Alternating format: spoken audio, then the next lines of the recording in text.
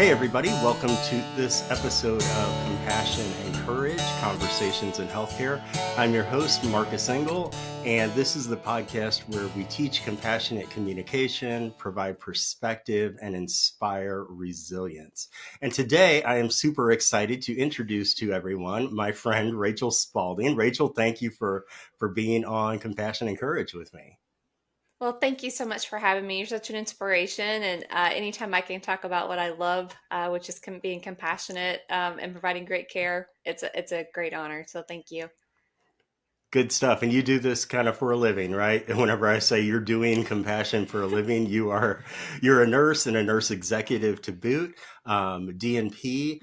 What else would people want to know about you professionally before we start getting into our humanity? Yeah, so professionally, I've been a nurse since 2002. But I would say the majority of my career, I was a bedside nurse, mainly in perioperative. So I did a lot of before, during, after surgery at a large academic medical center right out of school, but had had experiences being a traveling nurse in the OR, and ICU, as well as med surg. So a lot of well-rounded experiences. But, leadership, I think, kind of bubbled up to the top of my skill set and where my passion lies. And I think over the years, I've just cultivated this real desire to not only care for patients, but ensure that our caregivers are cared for as well, and that we put them in that right platform. Because if they're okay, our patients are okay. And so I was a CNO for about 5 years. Left that role in May to pursue, independent consulting, and that's what I've been doing, and I'm really loving it. Good. I'm glad to hear that. Can we go back to like the early days though? What made you want Mhm. to seek out a career in nursing or in healthcare to begin with? Well, I'm one of four girls, and my mother was a stay-at-home mom. I was very fortunate to have my mom at home. Very humble, wonderful woman, but she was the ultimate caregiver.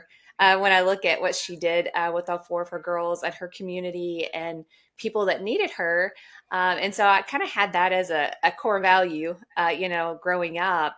But then, as I moved into college. I was 3.5 years in my bachelor's of biology, totally clueless of what I wanted to do in life, to be honest. And my grandmother was diagnosed with glioblastoma, which is an aggressive form of brain cancer. And I went back home. She was in the hospital. They had did a tumor debulking to help with symptoms, symptom management. That was something they did at that time. And I went to the hospital to see her, and I'm a junior in college, and I'm bebopping into the hospital. I find the floor, go to her unit, and as I'm walking down the nursing unit, I could see underneath the curtain that was pulled in her room, and she was on the floor. She had gotten up to the bedside toilet, and she was very, very strong-willed and decided to get up without asking for help, and she had fallen. And so, I think that's really what clicked for me is, how do we keep this from happening? And how did this happen? And, what do you do to prevent that? It got the wheels moving in motion. And I talked with my mom, and she's like, maybe you should think about nursing. I know that's 3 more years of school, but maybe you should do that. So that's really what kind of got me, into to really to thinking about pursuing nursing, and that's ultimately what led to it. Boy, we we can have Yeah, positive experiences, yeah, or we can witness some negative things that take us in a direction that's ultimately going to help others. So I'm sorry for absolutely. your grandmother's experience there. I'm also glad it took you into Yeah. nursing. Yeah, and that taught me a lot too about compassion, because I got to be with her.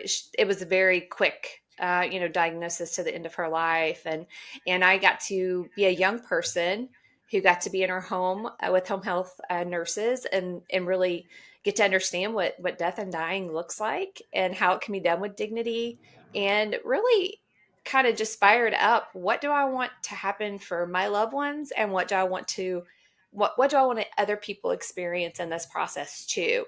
So I think that was what really kind of fired up all of those. Hey, this is the way it should be, and what could I do to possibly make that happen for others?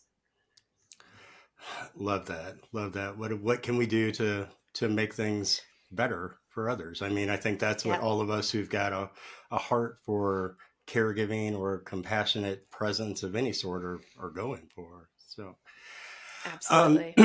so what took you from bedside nursing into leadership? Well,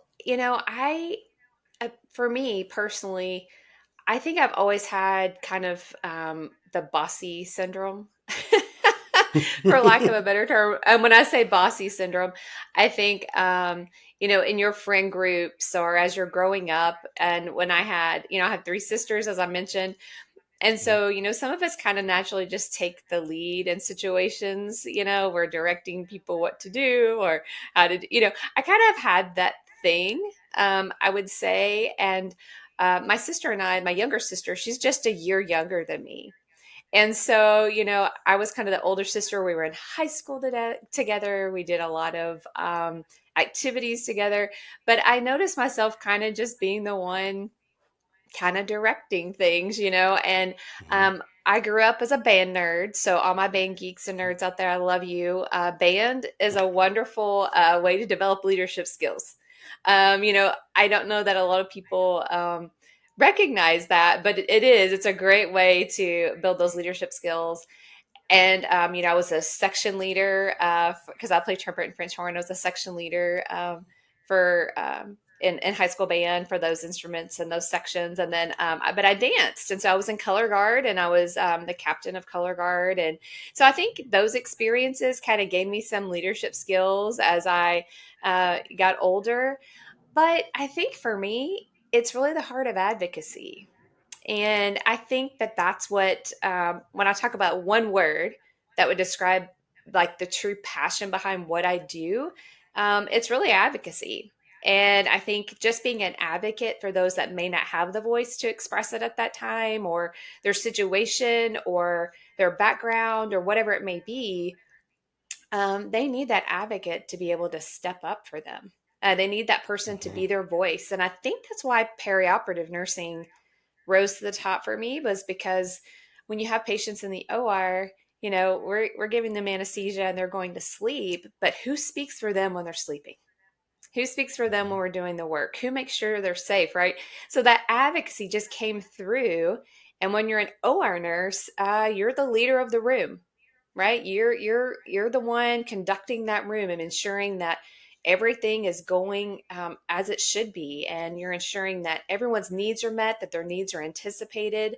And I think that just naturally kept inclining me into these leadership roles naturally.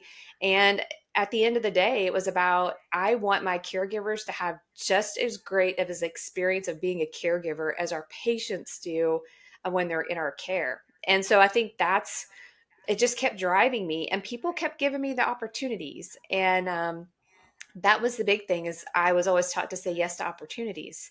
Don't be scared of it. Don't back down. Learn from it, grow from it, say yes more than you want to sometimes, especially when you're learning and growing. And so that's what I kept doing. And leadership just seemed to come natural to me. And that's kind of where I landed. That's where you good, Yeah. good. And I Hmm. love what you said about, Yeah. taking the experiences from young life and applying them to what we can do now. Some of my foundational experiences were also in band and 4-H and church youth groups and those kind of Hmm. things. And I always love to ask that question of who taught you leadership. And it sounds like you had it just naturally at a very young age, but I'm sure you've had wonderful mentors along the way too. Yes, yes. The hospital that I worked at for the majority of my career for about 12 years is located in Evansville, Indiana, and it was um, a hospital that just was a great community hospital. Loved it, and that's where I really had leaders invest in me. And Sheila Hauk is one of these people that I'll talk about. Sheila was this no nonsense, amazing leader that was over professional practice. She was over professional practice, the magnet program. She, had done oncology the majority of her life, but she was one of those people that wanted to see other people be so much more than they thought they could be. She wanted to be the one to give them the platform to stand on, to be their biggest cheerleader. And it wasn't about her. She really found a way to inspire you through her gruffness, I will say, but she inspired you and she wanted you to learn how to do your absolute best. And she gave you every resource. She kind of kicked your butt along the way, for lack of a better term. And then she'd turn around and give you the biggest hug and say, I'm so proud of you. You did such a great job. But she took the time to develop us. She took the time to give us the tools, the resources, the connections. And I'm so grateful to her because, I got to be a CNO of a magnet organization, and lead an organization to a fourth magnet designation. And I could not have done that without her knowledge and expertise that she shared with me. And I was grateful enough that I got to call her and tell her that and just say, hey, you need to know what your impact is. This is huge, of what you've done. And I owe that to you. Thank you for letting me stand on your shoulders for a bit. And, but she's great. She's retired since then, but she does a lot of work, with breast cancer, and oncology work in the state of Indiana. Love it. Indiana being my Yeah. home away from home too. I'd love to Yeah. hear about any efforts that are going on. And you Hmm. have quite a few different organizations within the state that you're a part of. Hmm. Care to elaborate on any of those? Yeah. So I currently am on the board of the Indiana Organization for Nursing Leadership. So I've been on that board for several years, but I'm the license plate chair. The license plate chair is unique because in Indiana, we have a Be a Nurse license plate. It was started in the early 90s, and this license plate allowed, for that organization to have a special recognition license plate, and they can raise money from, they make money from it. They make about $25 a plate from that. And it goes into a fund that supports scholarships, grants, ongoing educational development, and leadership development, for nurses and aspiring nurse leaders in the state of Indiana. And it's pretty amazing. We just gave out $150,000 worth of grants, for different leadership development, and research as well, across the state within nursing. And then, we gave out, I can't remember the exact number in scholarships, but we're getting ready to send, potentially up to 50 leaders to the AONL conference, which is the American Organization for Nursing Leadership, our parent organization. And we're able to give a reimbursement type of scholarship from up to $2,500. So that's significant. That is significant. That's fantastic work too. Yeah. Yeah, absolutely. Wow. Where the idea of professionalism and professional development, I I always love to hear the organizations that people are involved in. Number one, I get to work with a lot of these organizations and I know the good Yeah. work that they're doing. But there's also this idea, that how can we get better if we don't associate with better, right? If we don't associate with an organization that's leading the way in education and training and such like that. So um, I love that you're involved in so many different organizations, and I'd love if you would throw out an appeal there for more nurses to be involved in their professional organizations too.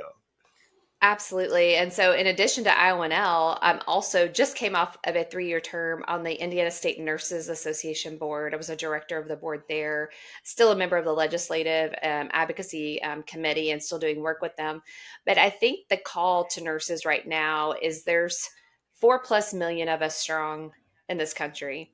Collectively, our voice, could really change the path and trajectory of our profession as we know it right now. And I I get really concerned because I hear a lot of victimization, from nurses and of nurses, from social media influencers, things I see on TikTok, you name it. And we have to really not let history repeat itself. What we've done as a majority of females, we have, let this victimization thread. We've let other people who have, things to gain from our victimization as one of the largest working professions, kind of run this thread through that we're helpless, that we can't, stand up and make changes in healthcare that we need to for not only ourselves but for others. We've it's happened for years and years since the women's suffrage movement. I would say when nurses really had a strong, presence in that, back how many years ago. But I think that the big message is that without us coming together and unifying in a way that is productive, that promotes strength, within our knowledge base, strength within our voice collectively about what we need to see happen to our profession. And the best way, you mentioned it, the best way to do that is joining a professional organization, because a professional organization gives you the resources, it gives you the collective voice in a very organized manner. It lets you understand all these broad topics because it helps you approach it with knowledge. You approach things with curiosity and not judgment. You have an opportunity to learn about what really is happening and not just letting others tell you or influence you. And you get to make the change happen. You get to be active. And that's what we have to do as nurses. We have to say what we need. More now than ever, we have to say what we need. And we have to be able to speak up and collectively join together in one unifying voice. And that's what professional organizations do. They give you that opportunity. And a lot of people think, well, they've gotten political, well, they're in areas that I don't necessarily believe, may not believe the same way. But we have to know that in order to move forward, we're going to have to see past those things and work through those things with those organizations, but we need to unify and have representation of some sort. We can't just keep going out on our own and repeating this cycle over and over of where we are today, of lack of staffing, nursing shortages, people not choosing to work at the bedside in acute care. We have to be able to make those necessary steps, and it's on us. It's our profession. And if we don't Yeah. step up and make the changes, somebody's going to do it for us. And we've seen that in legislation, federally, we've seen it statewide in different states. We have to stand up and say what actions we need to move forward. And so nurses more now than ever need to get into their professional organizations, have their voice heard, right? Doesn't mean we all agree 100% on everything, and that's okay, because we just need to come together and figure out a positive way forward, as we look at some real crisis issues coming up. Yeah. Wow. And we talk about professionalism, and I want to get into another aspect of nursing that I'm really interested in, because as we all know, the world is changing consistently day by day, and maybe even consider it in a crisis in healthcare too. Where I know that you have some expertise in virtual nursing. Can you give like an Yeah. outline of what is virtual nursing? How does that work? And can it ultimately benefit the patient in the bed? Yeah. So virtual nursing, there's right now, I'll just say there's so many definitions and so many different, it's the Wild Wild West right now. Virtual nursing is the Wild Mhm. Wild West. And when I say that, it's just people did it out of necessity initially, right? Because of staffing constraints, because of lack of staffing, because of proximity issues when COVID was around, trying to limit exposure. There was so many reasons why elements of virtual nursing came together, and we're seeing it done in so many different ways. And so I was appointed to the American Nurses Association Virtual Nursing Issues Panel. And that was in June. And what the goal of that was is to define the principles of virtual nursing, because it is the Wild Wild West. And nurses look to the American Nurses Association to say, what are the scopes and standards of practice? What is this? How do we apply it to practice? What are all the implications that we're not thinking about? So that's our job to get that work done. And so that's what I've been working with them since June. We've got some principles out that people right now are getting to review and give feedback on, which is fantastic. We want to hear from nurses all over the place. So that's been posted for about a month or so now. But virtual nursing looks like a nurse who is not physically in the same location as a patient, but can provide elements of what the nurse's, day to day care of a patient might look like. And so a lot of people will call them virtually integrated care models because the model looks different for everyone. But what that means is a nurse is another location doing some aspect of that patient care. And, it's not that they're going to be necessarily responsible for assessing the hands on things that only a nurse at the bedside can do. So it's not a replacement. A lot of people get fearful because they think virtual nursing is a replacement for the bedside nurse, and it's not. What it's meant to do is reduce the burden of those of patient care for nurses at the bedside. So when we look at tasks like admission histories, uh, the social drivers of health screenings, things that take a lot of time and a lot of time in the EHR to document, teaching and education, things like that, that really do take a lot of time of the bedside nurse. Why couldn't we give those tasks to virtual nurses that, if taught the appropriate manner and how to deliver that virtually, whether it's through the TV? So a lot of companies will help you set up a platform where they actually come through the patient's TV, so they can see, they are on that large TV screen, and also they come through the pillow speaker. So usually the remote control that SA's in the room that turns on the TV, turns up the volume, things like that. They actually speak through that pillow speaker. So it's right next to the patient. Other things that we have to take into consideration is if they're hearing impaired, if there's an issue there, we have headsets they can put on that allows for that to be amplified. There's things like that, but they know all the indications because, Marcus, with a vision impairment of some sort, you have to have resources to ensure that you understand, and that if it's a visual resource, well, how do I deliver that in a way that is going to be in a way that Marcus can understand, and that I can know that he understands what I'm doing here. I've got to change it up, right? So we had to. Those are some of the things with virtual care that you have to take into consideration, right? All those things, because I can't just expect them to come across a TV or a computer screen or right, and be able to deliver it the same way for each patient. So it's individualized. It has to be.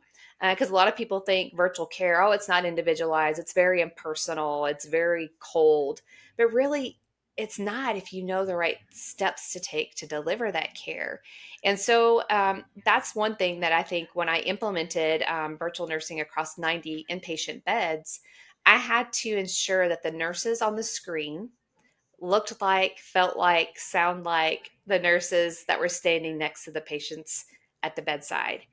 Because we wanted that to be seamless. We wanted the same experience. We wanted them to know that we all had the same mission, vision, values, that we all had the same priority in mind, and that we were all going to be delivering care that seemed right, like we were all on the same page. Because with virtual nursing, those nurses they weren't located nearby. They weren't our nurses because we were in a rural area. If I wanted a virtual nurse, I would just be taking my bedside nurses away from the bedside and putting them in virtual care positions. And I couldn't afford to do that. So we used nurses that were in Florida and Kansas, actually. And they went through our orientation. They did everything that a Good Samaritan nurse at that time would do. And I have an article coming out in Management and Healthcare, which is a case study about my work at Good Samaritan. And so that's going to be out, I think, this month, end of this month. And so, that really was the primary beginnings of how do you make them look, feel, talk, sound like a bedside nurse, but over a TV, over a computer, right? Right. But that's the key, is how do you make that care feel the same, no matter how it's delivered or where it's delivered. But they, like I said, they do a lot of things that only that bedside nurses have their role. They can do only what they can do. Virtual nurses have their role. So you have to have a workflow that's very specific. So the bedside nurse knows what the virtual nurse is completing. The virtual nurse knows what the bedside nurse is completing. And they secure chat through the EHR. The virtual nurses will document usually in people's EHR. And so they get to see the work that's going on. The entire care team, so physicians, NPs, all of our providers can see what the virtual nurses are accomplishing on behalf of the patient, as well as the bedside nurses. They would secure chat each other. So it all the communication is huge to ensure that you have a well-rounded experience for the patient as well. But I think it is definitely necessary based on the lack of nurses at the bedside right now. Yeah, I mean, we're looking, and we have been looking at deficiencies in the number of nurses out there for decades and decades. Uh, it Mhm. sounds like this is enhancing the work of those at the bedside to, as you said, unburden them from Mhm. tasks that could be completed by somebody outside of the room. And I have not Yeah. experienced virtual nursing myself yet, other than Mhm. doing a few virtual doctor's appointments, but I Yeah. haven't experienced it in an acute setting. But I can see how, from a operations viewpoint, that it could enhance everything that's going on at the bedside. Yeah, and the outcomes that we saw from it, and I'll give you a quick snapshot of just kind of like what it feels like, sounds like, looks like. So you're a patient in the bed, and you hear a tone. It's kind of like a ring doorbell. So it's a ring doorbell. It makes a little noise, and you hear a nurse that says, "Hi, I'm Rachel. I'm your virtual nurse. Is it okay for me to turn the camera on?" And they would wait for a response. If they don't get a response, they're not turning the camera on. They'll check with the nurse to say, is it okay? Did they not hear me? Is something going on in the room? Should I come back later? But they would introduce themselves. And as soon as they said, yes, you can turn on the camera, they could control the TV. They could control the volume of the TV, everything. It was pretty cool. And they come across the TV and say, hi, I'm Rachel. Today we're going to do, education on diabetes. As you know, you're diagnosed with type 2 diabetes. This is what it is. And so we're going to talk a little bit about carb counting. And we're going to talk a little about diet and nutrition and, those types of things. And they would go through that educational process with them. And it was pretty cool because Ruby was a nurse that was just phenomenal. And she would pull up this lunchbox on the TV screen and she would open it up and she would take out things one by one and be like, hey, these are nuts. That's a really healthy choice, if you wanted to have that as a snack, And I see that you have a Mountain Dew on your bedside table. So let's talk about that. Pull that Mountain Dew bottle over there. How many grams of sugar in that Mountain Dew bottle? So she could use also the things in the room, right, to talk with that patient about what they were consuming and why it might not be the right choice for them. But you just saw them really, she would jump through the screen in the way that, I hoped it would happen as a CNO, right? When I'm looking at the model of care, but she would jump through that screen and teach people. And it was pretty amazing. But the bedside nurses would come back and say, oh my gosh, like that was such a burden lifted for me, just from the documentation standpoint. And then patients would say, man, I really felt like my bedside nurse had more time with me. Was the number one thing I Mhm. would hear during rounding. The second thing I would hear was, I had more time to ask the virtual nurse a bunch of questions because I didn't want to bother my bedside nurse. So then we saw, oh wow, could this really improve the transition of care? Could this improve their understanding and knowledge of what's going on? Because they don't feel like they're burdening that bedside nurse because they know they're busy, right? They see them Yeah. in the hallways, they know things are going on. And so we saw our patient experience scores improve and their responsiveness. We saw them improve in questions about medications. We saw that the overall nurse communication improve as well. So it was pretty cool to see that we had some outcomes that would tell us that we were doing the right thing.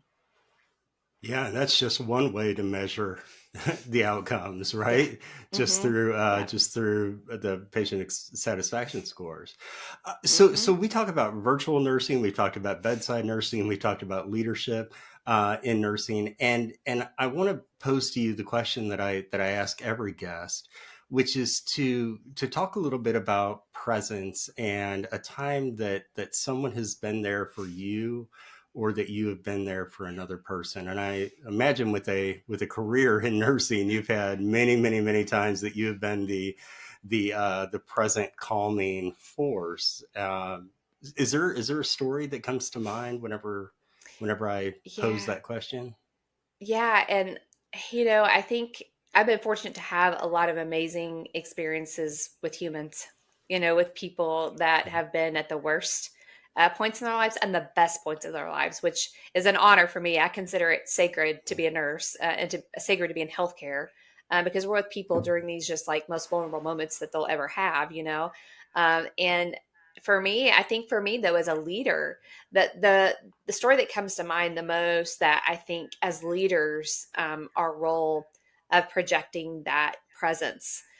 Sometimes we might not be able to fix it all, but we can be present. And as you know, right now, we have a lot of adolescent psychiatry needs, a lot of adolescent behavioral health needs, and adolescent patients are having to stay in the ERs for very long times because we can't find beds at appropriate facilities. And I experienced a adolescent patient who had been to our emergency room multiple times. I mean, multiple times. It broke my heart. She was 11 years old, had a lot of just really severe behavioral health needs, and really wasn't getting cared for the way she needed to be. And so she became very violent. She would be very physically aggressive, scratching, pulling, punching, hitting. But she was an 11-year-old child. And, you couldn't just medicate her, right? That wouldn't be the right thing to do. It's just to keep her down, right? I mean, because the thing for me, I'm like, we're not sedating or tranquilizing an animal that's harmful, right, to someone else. This is a human being and a child, that is in distress and has some significant needs. And she would stay in her ER for hours, sometimes days, because we couldn't get placement. And the staff were just completely wore out. They were exhausted.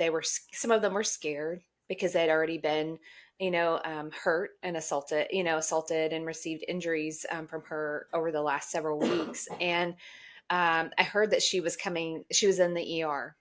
And I was like, oh no, we've got to figure out how to figure out where she needs to go, get her help. And so I decided I was going to stand up post in the ER, and whatever support looked like, that's what I could do, I was going to do. And so I went to the emergency room. I sat right in front of her room with our staff. I made phone calls. I called anybody I could get to listen to try to help find the appropriate placement for her.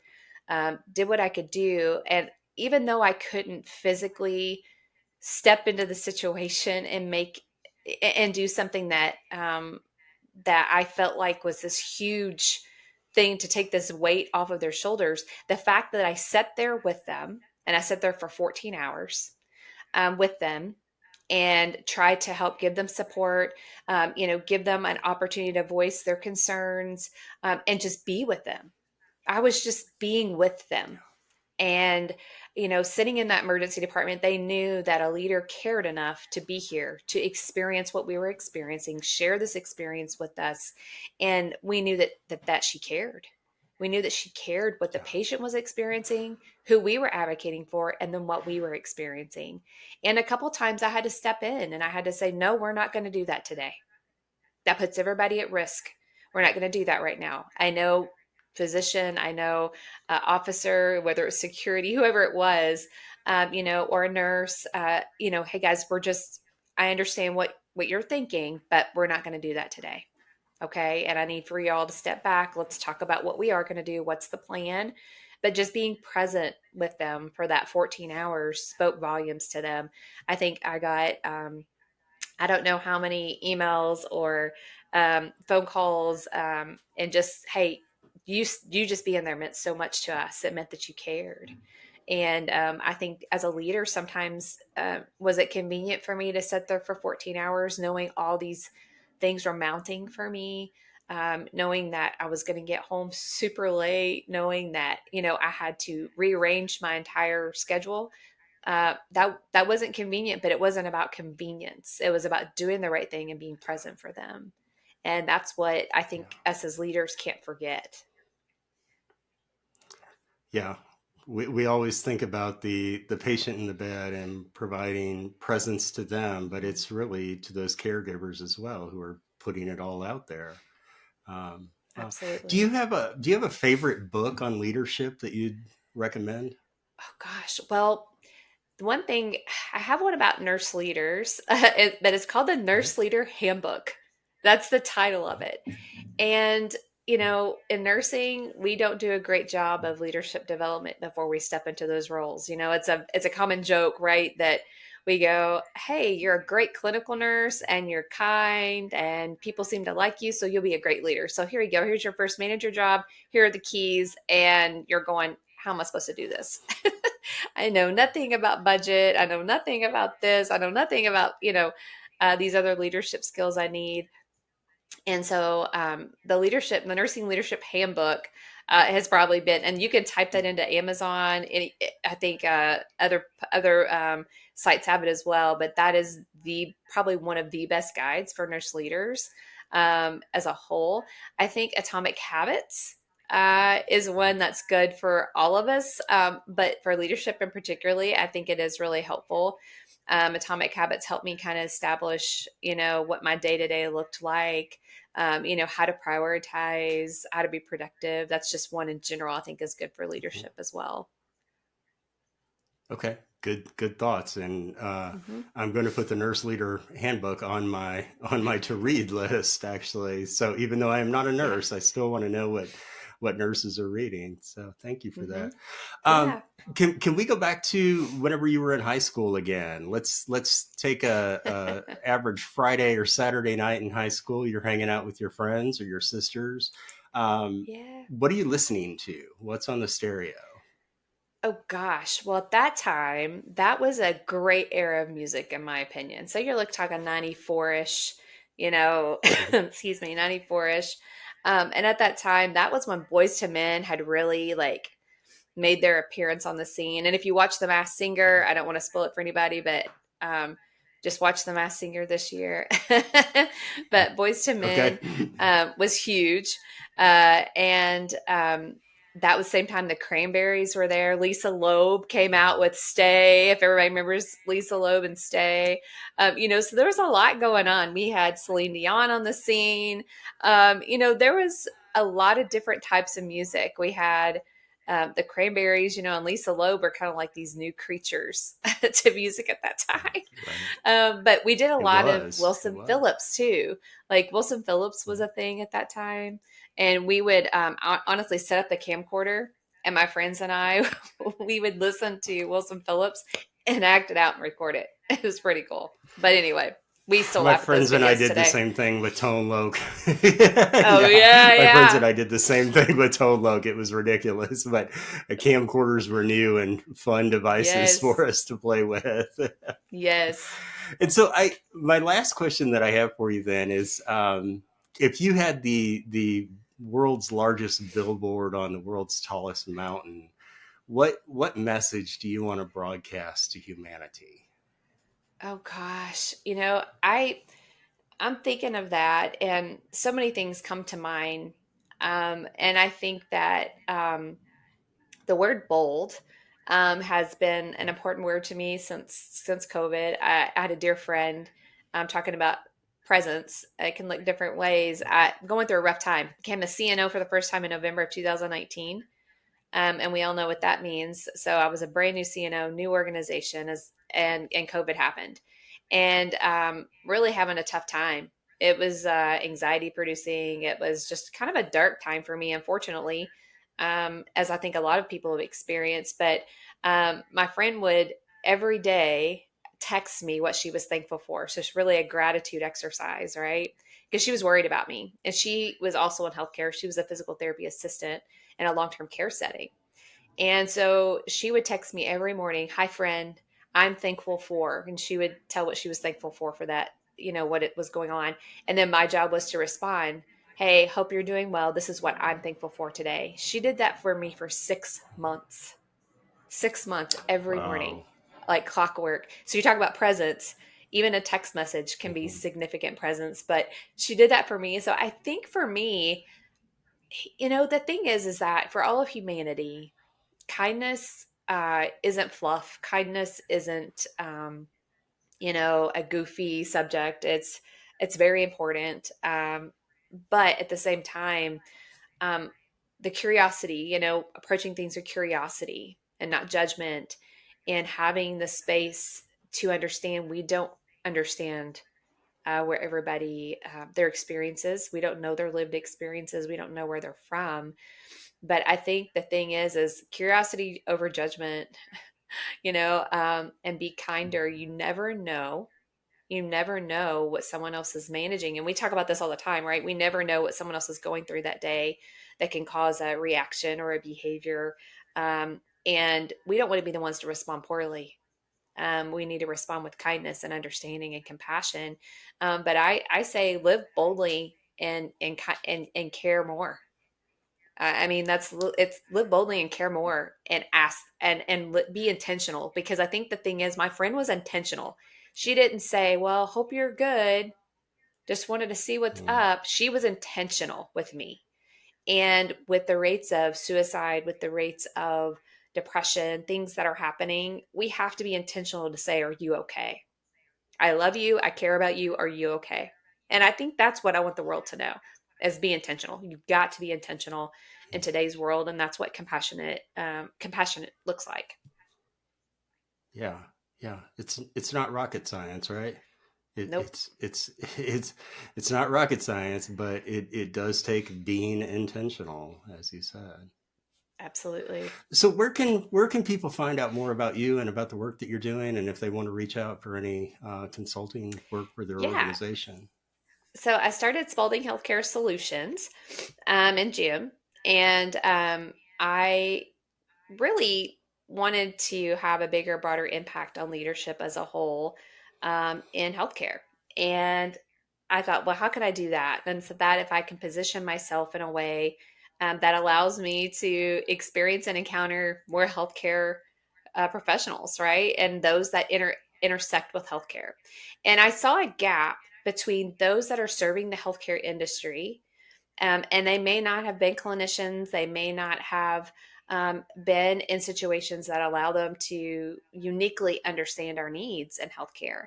And so I wanted to be that liaison between those serving healthcare and those in healthcare, because I saw a lot of great products. I've seen a lot of great um, tools, resources, whatever it might be for healthcare.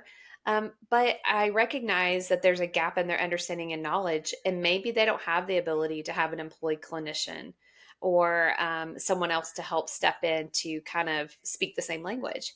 And I experienced that as a CNO. I experienced that as a leader over perioperative services and the surgery element, right? We have people trying to sell us all kinds of things all the time, you name it. And so really that was my goal, was to be that liaison that could be the between those serving healthcare and those in healthcare.